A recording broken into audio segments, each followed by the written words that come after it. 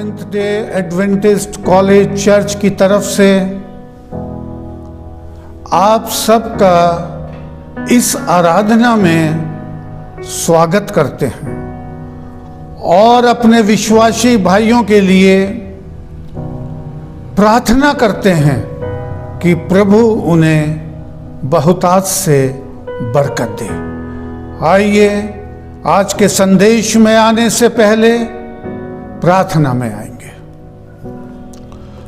स्वर्गीय महान प्यारे पिता परमेश्वर, तुझे प्रथम स्थान देते हुए तेरे अनुग्रह के सिंहासन के पास आते हैं कि हम पर तेरी दया, कृपा और अनुग्रह बना रहे। और प्रभु जी प्रार्थना करते हैं आज के संदेश के लिए जो इस समय दिया जा रहा है, होने दे प्रभु कि तेरा आत्मा का वरदान हमारे साथ हो, जिससे कि जो भी शब्द निकले उससे तेरे नाम की महिमा, स्तुति और गवाही हो। सुनने वालों को बरकत देना, ये प्रार्थना तेरे पुत्र प्रभु यीशु के मुबारक नाम से मांगते हैं, आमीन। प्रभु का धन्यवाद देते हुए कि जो इस समय हम उसकी उपस्थिति में पाए जाते हैं, और आज के संदेश में आने से पहले आपका ध्यान आकर्षित करना मांगते हैं बीते संदेश के लिए जो अभी 6 तारीख को दिया गया था। इस समय ये 2-3 सरमन का विषय है 40 वर्ष की यात्रा, जर्नी ऑफ अर्थली कनान। यह संदेश पिछले बार आपके सामने प्रस्तुत किया गया था। वो घटनाएं जो उस 40 वर्षों में घटी हैं और जो आने वाले समय में जिस वातावरण में रह रहे हैं और जिस समय के हम करीब हैं, जो प्रचार किया जाता है और विश्वास करते हैं कि प्रभु यीशु मसीह की आमद करीब है। यहां पर मेरे पास लिखा है, there are striking parallels between journey of promised land and journey of heavenly Canaan. देखिए, जो जर्नी थी 40 साल की प्रॉमिस्ड लैंड के लिए, जो परमेश्वर ने अब्राहम से वायदा किया था कि मैं ये देश तेरे वंश को दूंगा, और वो प्रभु का वंश मिस्र देश की गुलामी में 400 साल तक का समय बिताता है, और उसके बाद परमेश्वर ने मूसा नबी को भेजा और वहां से निकाल करके लाया जाता है। वो 40 साल का समय कहलाता है जब उनको कनान देश में इस्टेब्लिश किया गया।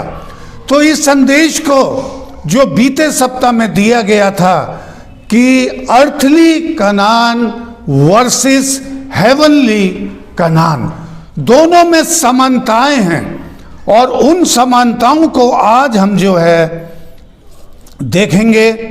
भजन संहिता 78 हम निकालेंगे आज। भजन संहिता दाऊद नबी के द्वारा लिखी गई है, जो परमेश्वर का एक वफादार नबी है, आत्मिक अगुआ है और इज़राइल देश का राजा है। और उसके समय में इज़राइल ने बहुत उन्नति प्राप्त करी। 78वें अध्याय में 3री आयत में हम पढ़ेंगे, जिन बातों को हमने सुना और जान लिया, जिन बातों को सुनते आ रहे हैं। ये वर्णन है, दाऊद नबी रूल कर रहा था 1050 BC के आसपास, लगभग अब से 3000 साल पहले। और वो कह रहा है अपनी प्रजा से, जिन बातों को हमने सुना और जान लिया, और हमारे बाप दादा पुरखों ने, याजकों ने, सिखाने वालों ने जो वर्णन किया है, दाऊद नबी कह रहा है हम उसे अपनी संतान से गुप्त नहीं रखेंगे, परंतु होनहार पीढ़ी के लोगों से यहोवा का गुणगान और उसकी सामर्थ और उसके आश्चर्य कर्मों का वर्णन करते रहेंगे। दाऊद नबी प्रजा के सामने अंगीकार कर रहा है, लोगों को बता रहा है कि हम आने वाली पीढ़ी के लिए ये वायदा है, पीढ़ी दर पीढ़ी, जनरेशन टू जनरेशन, और इस 3000 वर्ष के बीच में सैकड़ों जनरेशन निकल चुकी हैं, और आज हम देख रहे हैं ये इसी का फल है जो आज वर्ल्ड में जो 215 कंट्रीज पाए जाते हैं, हर जगह पर यह अध्याय पढ़ा जाता है कि प्रभु ने हमारे पुरखों के जीवन में क्या कार्य किए हैं। हम आने वाली पीढ़ी से बताएंगे। साम 78 इजराइलियों के लिए एक राष्ट्रीय गीत माना जाता है, नेशनल हिम, और वो इसे गाते हैं, गा गा करके परमेश्वर की महिमा करते हैं। इस अध्याय के अंदर करीबन 72 आयत हैं, 72। हम इन सारी आयतों का तो वर्णन नहीं कर पाएंगे, लेकिन हम खास खास चीजों को, क्योंकि यहां पर आज का विषय है, हमें आने वाली पीढ़ी को बताना है कि परमेश्वर ने हमारे बाप दादाओं के जीवन में क्या कार्य किया है। आज का मैंने विषय लिया है, Jesus is the living water. प्रभु यीशु मसीह जीवन जल है, जो उस जल को पिएगा वो कभी प्यासा नहीं होगा। हम इसी विषय पर आज बातचीत करेंगे, लेकिन उससे पहले हम परमेश्वर के कार्यों को, जो खास घटनाएं हुई हैं, हमें आने वाली पीढ़ी को अपने परिवारों में बताना है। देखिए यहां पर 13वीं आयत में पाया जाता है, एक एक करके हम उन घटनाओं को लेंगे कि उसने क्या क्या कार्य किए हैं जब प्रभु के लोग मिस्र देश से निकल करके आते हैं। आप यहां पर ये पाएंगे आज आधे घंटे में कि जो कार्य, अद्भुत कार्य प्रभु ने अपनी प्रजा के लोगों के साथ किए, और जो बाधाएं उनके साथ आईं, रुकावटें आईं, उनका निवारण किया। आज आप बहुत सी समानताएं इस हेवनली यात्रा में भी पाएंगे, जो हम प्रभु यीशु मसीह की दूसरी आमद की बाट जो रहे हैं। हम उस यात्रा में हैं, हेवनली कनान, अनंत जीवन की यात्रा। यहां लिखा है 13वीं आयत में, उसने समुद्र को 2 भाग करके उन्हें आर पार कर दिया और जल को ढेर के समान खड़ा कर दिया। देखिए कितनी बड़ी घटना जो है हमारे पुरखों के जीवन में प्रभु परमेश्वर ने की। जब वो मिस्र देश से निकले हैं, और वहां पर हम 10 विपत्तियों का भी जिक्र पाएंगे अभी आगे, लेकिन जब फैरो ने उन्हें इजाजत दे दी कि तुम अपने वतन जा सकते हो, जिससे तुम अपने परमेश्वर की आराधना कर सको, लेकिन जब वो निकले मिस्र देश से, तो पीछे क्या देखते हैं कि फैरो की सेना उनका पीछा कर रही है, और हम आगे देख रहे हैं कि उनके सामने समुंदर है। असंभव, इम्पॉसिबल टास्क, बहुत कठिन है आज भी और उस समय के लोगों के लिए भी, लेकिन यहां पर देखिए मूसा नबी क्या कह रहा है, जिसका वर्णन पाया जाता है निर्गमन की पुस्तक 14वें अध्याय में और 13वीं आयत में। मूसा कह रहा है, मूसा ने लोगों से कहा, डरो मत, खड़े खड़े उद्धार का काम देखो। खड़े खड़े देखिए, खड़े खड़े उद्धार का काम। सामने समुंदर है और पीछे जो है फैरो की सेना है, लेकिन मोसेस कह रहा है कि आज तुम परमेश्वर के उद्धार का काम देखोगे, और जिन मिस्रियों को आज तुम देख रहे हो, जो तुम्हारा पीछा करने के लिए आ रहे हैं, उन्हें फिर जिंदगी में फिर कभी ना देखोगे। और वहां पर हम देखते हैं कि मूसा ने अपना हाथ समुंदर के ऊपर बढ़ा और वो समुंदर 2 भागों में बट गया और प्रभु के लोग समुंदर को पार कर गए। बाद में हम देखते हैं कि वो मिस्री जो उनका पीछा कर रहे थे, परमेश्वर ने फिर मूसा नबी से कहा कि तू अपना हाथ समुंदर की ओर बढ़ा, और समुंदर फिर आपस में मिल गया और मिस्री सेना पूरी तरह से डूब गई। देखिए इस तरह का वर्णन जो यहां पर पाया जा रहा है। उसने दिन को तो बादल के खंबे से और रात भर अग्नि के प्रकाश के द्वारा उनकी अगुवाई करी। जब वो 40 साल की यात्रा कर रहे हैं, देखिए उनके सामने भी अंधेरा था, रात थी, लेकिन याद रखिए कि रात के बाद उजियाला होता है।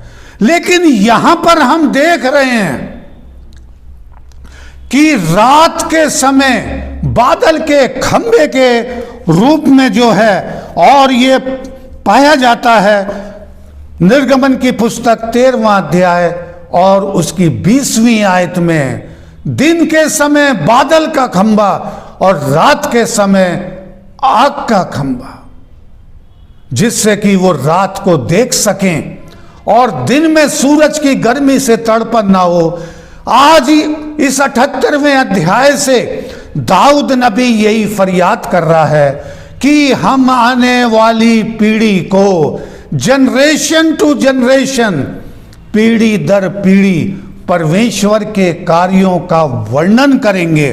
आगे हम देखते हैं, वो जंगल में चट्टानें फाड़कर उनको मानो गहरे जलाशयों से मनमाना जल पिलाता था।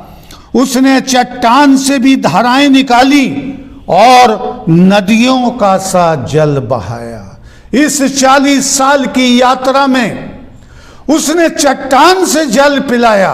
आज जो मेरा विषय आएगा वो यही है, Jesus is the living water.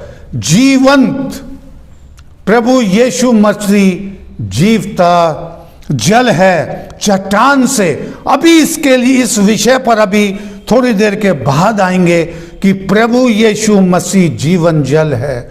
जो इस जल को पिएगा वो कभी प्यासा ना होगा।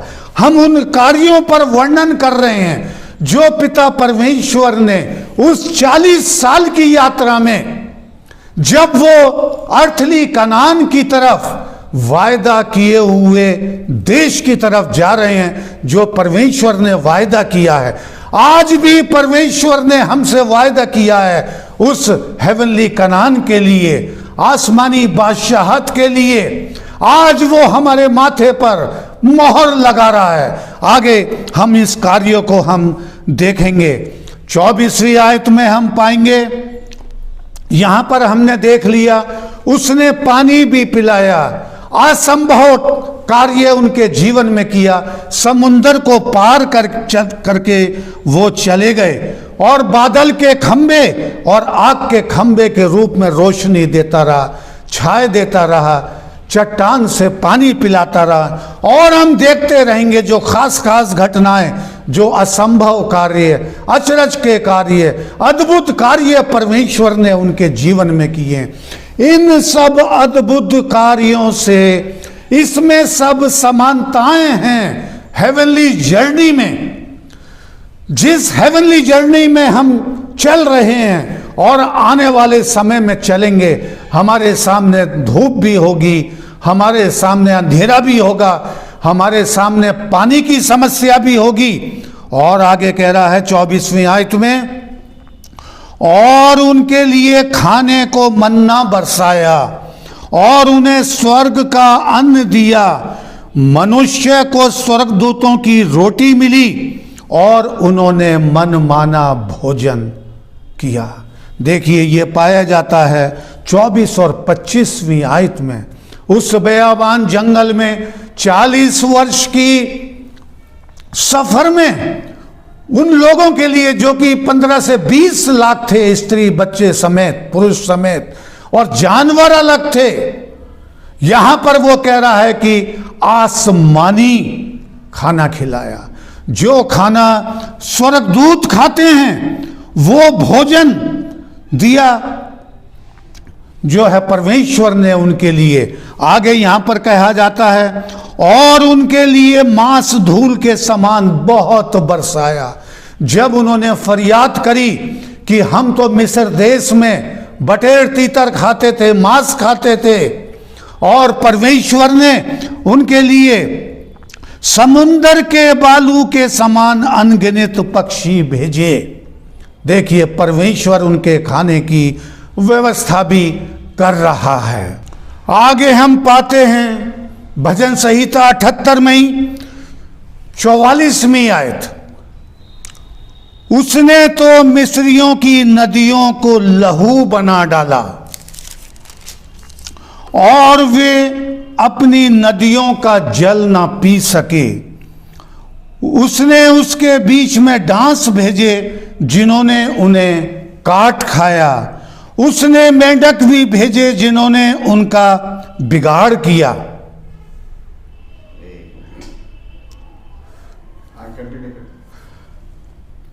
बिगाड़ किया। उसने उनको भूमि की उपज कीड़ों को और उनकी खेती बाड़ी टिड्डियों को खिला दी, और उनकी दाखलताओं को ओले से और उनके गूलर के पेड़ों को बड़े पत्थर बरसा करके नष्ट कर दिया। उसने उनके पशुओं को ओलों से और उनके ढेरों को बिजलियों से मिटा दिया। उसने मिस्र के सब पहलौठों को मारा। देखिए, यहां पर हम उन विपत्तियों के बारे में देख रहे हैं जो कि निर्गमन की पुस्तक और उसके 7वें अध्याय के अंदर पाई जाती है।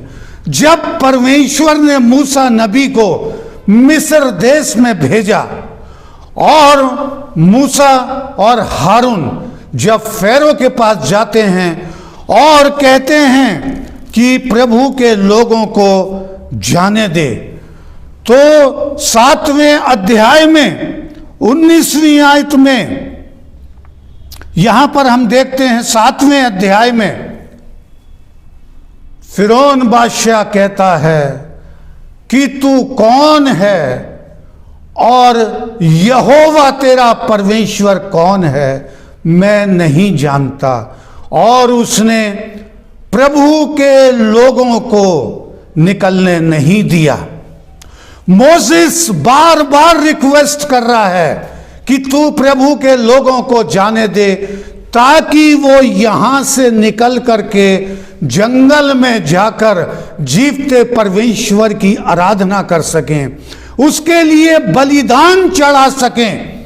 लेकिन फैरो बादशाह बार बार इनकार करता रहा। तो यहां पर हमने अभी पढ़ा कि उसने नील नदी को ब्लड में, खून में बदल डाला। थोड़ी देर के लिए विचार करिए, ये नील नदी, यहां पर देखिए जो मोसेस खड़ा हुआ है, और जब उसने परमेश्वर की लाठी को नील पर मारा तो वो लाल हो जाती है। जरा विचार करिए, ये वही नील नदी है जिसमें 80 साल पहले, जिस समय मूसा यहां पर खड़ा हुआ है, यहां पर मूसा की अवस्था 80 साल की है, लेकिन 80 साल पहले जब इजराइलियों की संख्या बढ़ रही थी तो फेरो के द्वारा यह ऑर्डर पास किया गया कि जो भी इजराइली बच्चा, मेल बच्चा पैदा होता है उसे नील नदी में डाल दिया जाए। देखिए वो नील नदी खून भरी हो गई थी 80 साल पहले। लेकिन यहां पर उसी मोजिस के द्वारा, जो परमेश्वर की कृपा, दया और अनुग्रह से उस नील नदी में नहीं फेंका गया बल्कि एक छबड़े में उसको रख दिया गया, और वहां से जो फेरो की बेटियां थीं जब नहाने गईं तो उस बच्चे को घर ले आती हैं और उसका लालन पोषण महल के अंदर एक राजकुमार के समान। ये वही जगह है जो उस जल को वो पी ना सके। इसके बाद यहां पर हम देख रहे हैं तमाम विपत्तियों का वर्णन है। मेंढकों का आना, डांसों का आना, कुटकियों का आना और फसल का ओलों से बर्बाद होना, ये सब घटनाएं देख रहे हैं। लेकिन यहां पर हम एक चीज पाते हैं, जब ये घटना हो रही है, इस पर ध्यान देना थोड़ा सा, जब ये घटनाएं हो रही हैं तब फिरौन ने मूसा और हारून को बुलाकर कहा, यहोवा से विनती करो, परमेश्वर से विनती करो।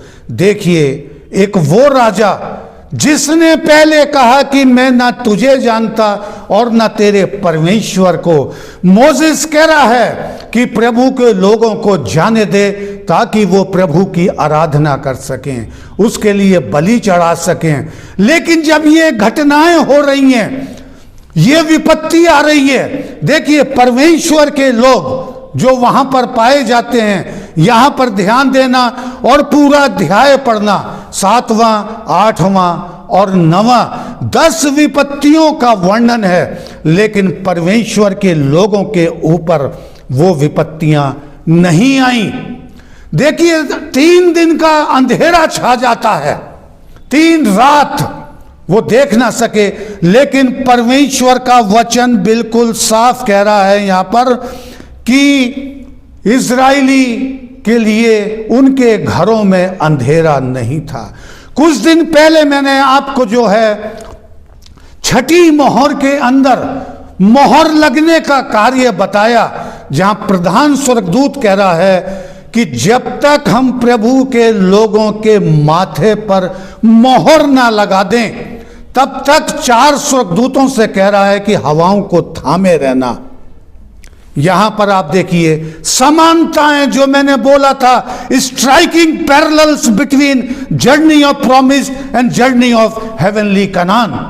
इस 40 साल की जर्नी में जो घटनाएं घट रही हैं, आने वाली घटनाओं से इनका संबंध है। यहां पर इजराइली, और तब फिरौन बादशाह कह रहा है मूसा नबी से, यहोवा से विनती करो कि वो मेंढकों को मुझसे और मेरी प्रजा से दूर करे और मैं इजरायली लोगों को जाने दूंगा। ये घटना बार बार हो रही है।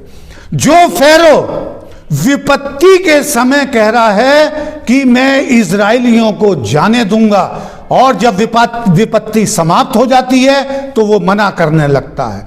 कभी वो कहता है कि पुरुष लोग जा सकते हैं, स्त्री और बच्चे नहीं, क्योंकि वो वहां बेगारी करते थे, मजदूरी करते थे, घरों में काम करते थे।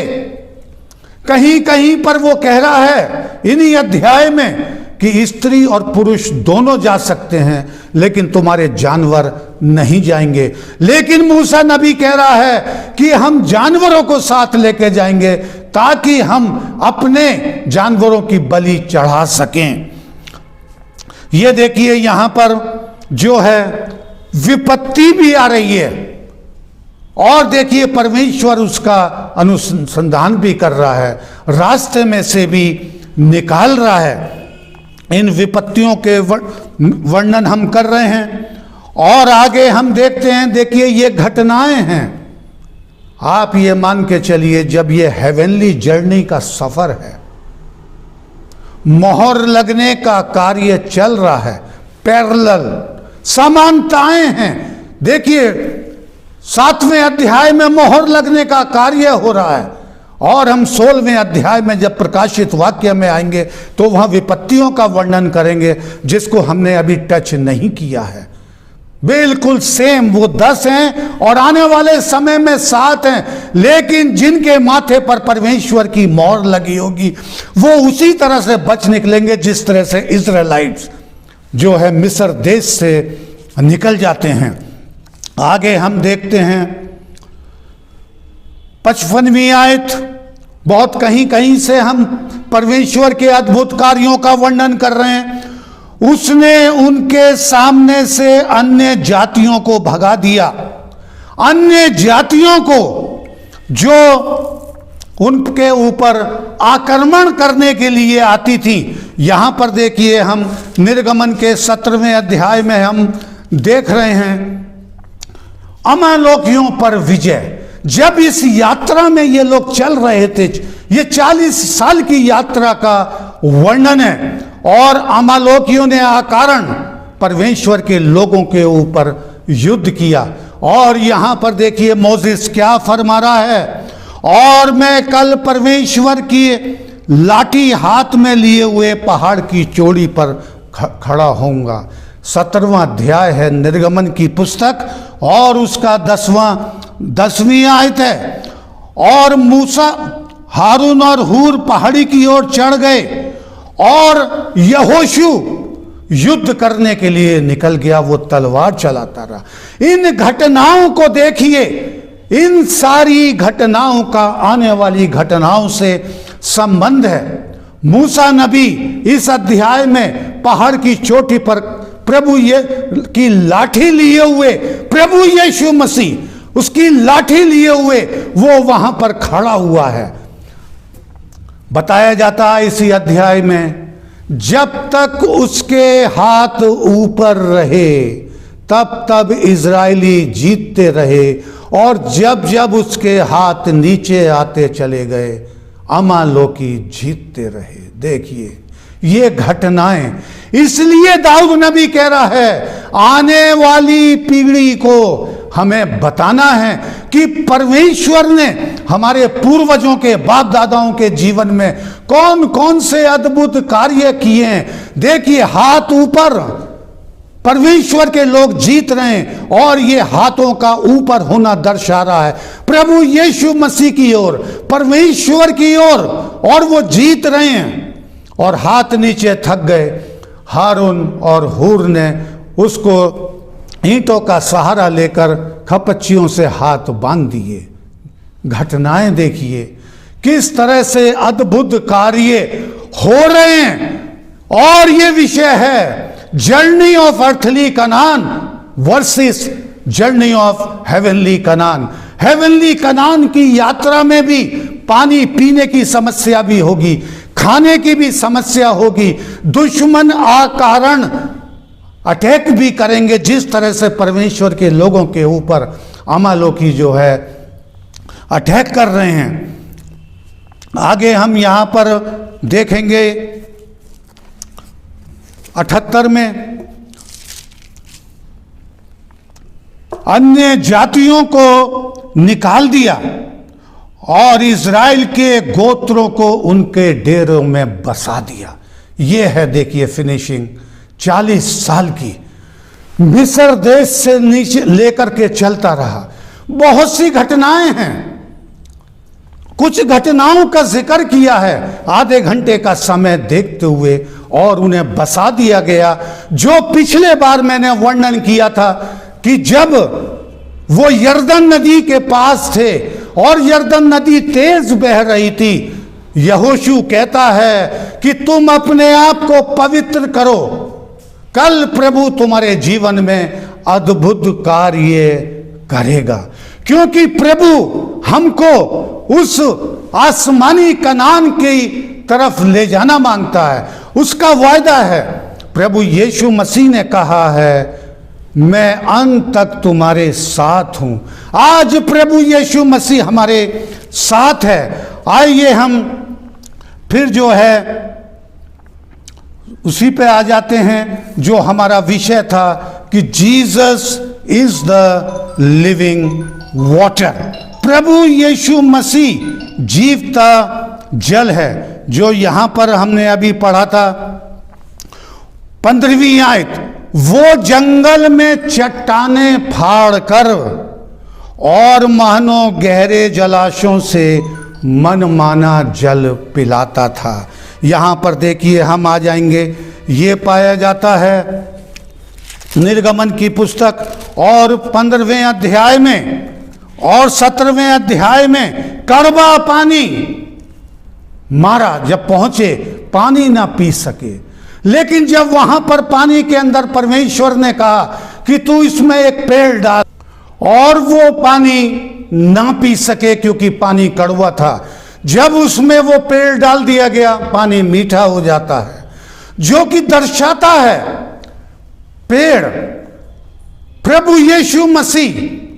वो बकबक कर रहे थे क्योंकि प्रभु यीशु मसीह उनके हृदय में नहीं था। लेकिन जब प्रभु यीशु मसीह हमारे हृदय में होगा तो ये मर्मरिंग, ये ग्रम्बलिंग, ये सब समाप्त हो जाएगी।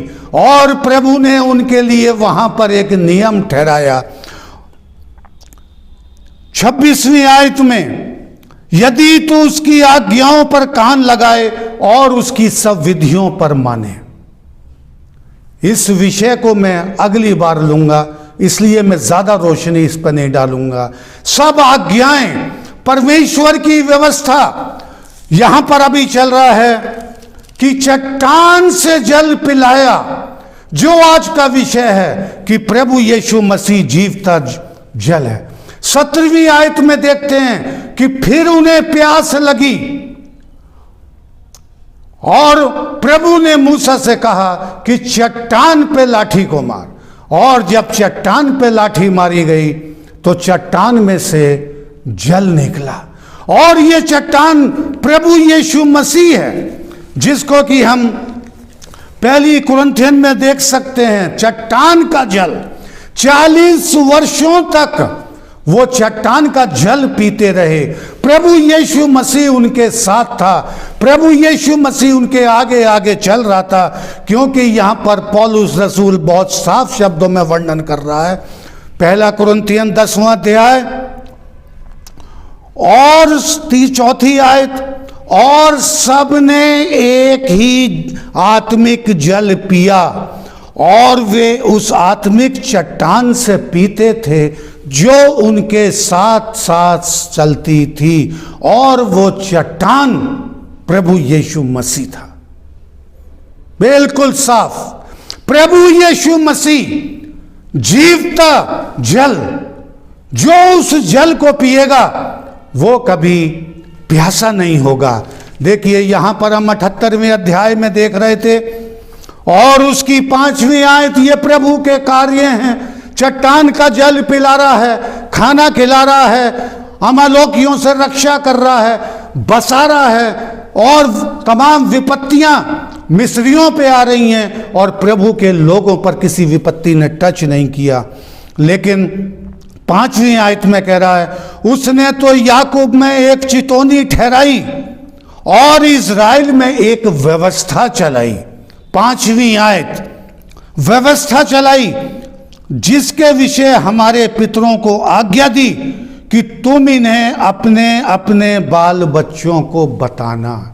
पीढ़ी दर पीढ़ी, इंग्लिश बाइबल में लिखा हुआ है जनरेशन टू जनरेशन, उन्हें बताना। और यह विषय मेरा अगला होगा, परमेश्वर की व्यवस्था जो है। लेकिन अभी हम इस पे विचार कर रहे हैं कि परमेश्वर ने उन्हें चट्टान से जल पिलाया।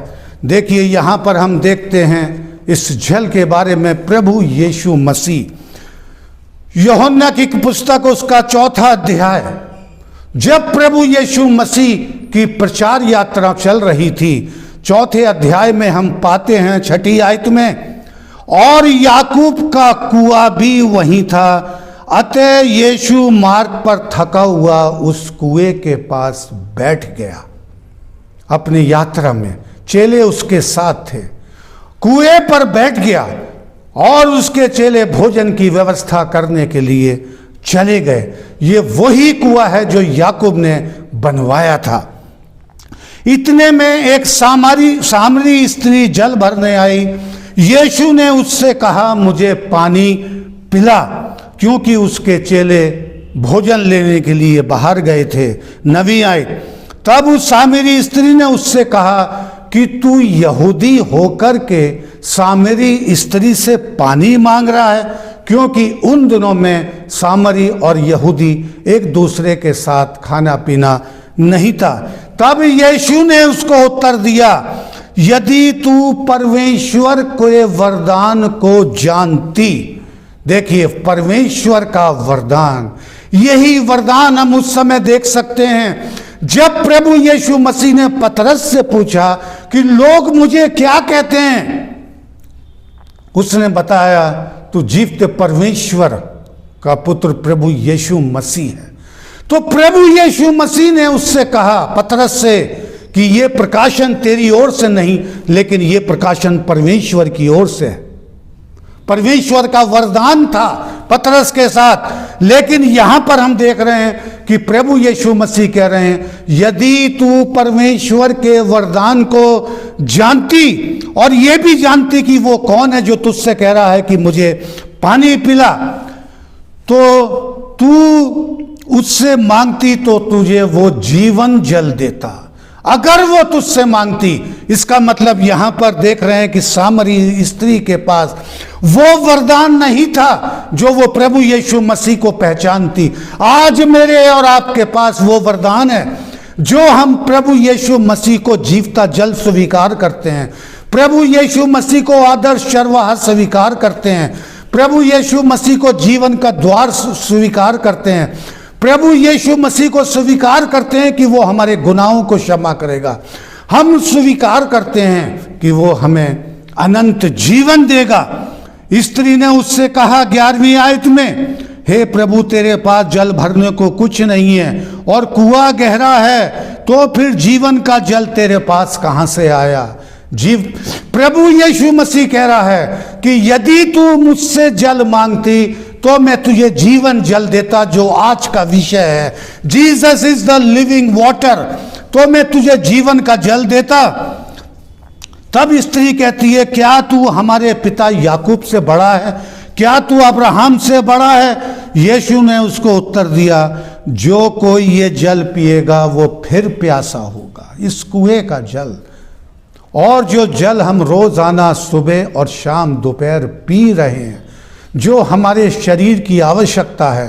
प्रभु यीशु मसीह बिल्कुल साफ कह रहे हैं यहां पर, यूहन्ना 4 अध्याय 13वीं आयत, जो इस जल को पिएगा वो फिर प्यासा होगा, परंतु जो कोई उस जल में से पिएगा जो मैं उसे दूंगा, वो फिर अनंत काल तक प्यासा नहीं होगा। प्रभु यीशु मसीह जो चट्टान उस 40 वर्ष में साथ साथ चल रही थी, उन्हें पानी पिला रहा था, उन्हें भोजन करा रहा था, और यही उस समय अब आने वाले समय में होगा, हेवनली यात्रा में, आसमानी कनान की ओर, क्योंकि आज प्रभु यीशु मसीह की आमद करीब है। और 7वें अध्याय की आयत को पढ़ करके फिर हम समाप्त करेंगे। यहां पर जो प्रभु यीशु मसीह कह रहा है, यहां पर, जो मुझ पर विश्वास करेगा, प्रभु यीशु मसीह कह रहे हैं,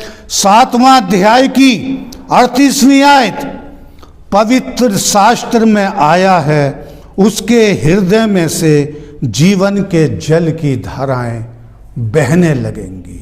जो उस जल को पिएगा, जो प्रभु यीशु मसीह आज हमें वो जल देने जा रहा है, आज वो हमारे परिवारों को, हमारी यूनिट को, हम लोगों को वो जल पिलाएगा। और ये जल है पवित्र आत्मा का, जिसे योएल नबी कह रहा है कि मैं अंत के दिनों में भारी वर्षा, पवित्र आत्मा की बारिश, ये वही जल है जिसे प्रभु यीशु मसीह ने कहा है पवित्र आत्मा। इस हेवनली यात्रा में जो ये सफर चल रहा है, जिसमें मोहर लगाने का कार्य चल रहा है, इसमें विपत्तियां भी आएंगी, खाने की भी समस्या, पीने की भी समस्या, दुश्मनों की भी समस्या, राजनीतिक प्रॉब्लम, धार्मिक प्रॉब्लम। प्रभु के लोग उपासना करना चाहते थे लेकिन फैरो उन्हें जाने नहीं दे रहा है। ये सब घटनाएं आपको याद आएंगी कुछ समय के बाद। इसलिए दाऊद नबी कह रहा है कि हम आने वाली पीढ़ी को बताएंगे कि परमेश्वर ने हमारे जीवन में, हमारे पुरखों के जीवन में कौन कौन से कार्य किए हैं। आज का संदेश, Jesus is the living water, वो जीवंत जल है। जो उस जल को पिएगा वो प्यासा नहीं होगा परंतु अनंत जीवन पाएगा और उसके हृदय से धाराएं, नदियां बहने लगेंगी। प्रभु आप सबको बरकत दे। स्वर्गीय महान प्यारे पिता, धन्यवाद इस संदेश के लिए। होने दे प्रभु कि यह संदेश घर घर में जाए और हमारे आने वाली पीढ़ी इसको जान सके कि प्रभु ने हमारे पुरखों के जीवन में क्या कार्य किए हैं और आने वाली विपदाओं में जो चल रही है, जिस द्वार पे हम खड़े हैं, आने वाले समय में किस तरह से प्रभु हमारी सहायता करेगा। ये प्रार्थना तेरे पुत्र प्रभु यीशु के नाम से मांगते, आमीन।